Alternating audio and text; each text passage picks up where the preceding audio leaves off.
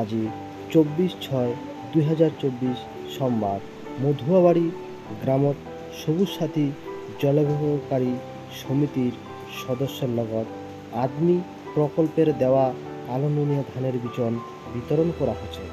উপস্থিত ছে ডিপিএমও অফিসের রিয়াজুল ইসলাম কৃষি ক্ষেত্র সহকারী সাহেব, সঙ্গে ছে বিষয় বর্মন SAE সাহেব।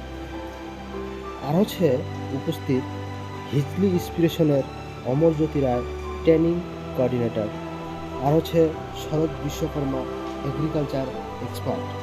আরও কালো নুনিয়া ধানের বিচন কেনং করে ফালামো, আরও কেনং করে ভালো ধানের বিচন বাছাই করিম সেই রাহমা হাতে নাতে শিখাই দিবার চেষ্টা করেছে। নমস্কার, সবাই ভালো করে দেখো।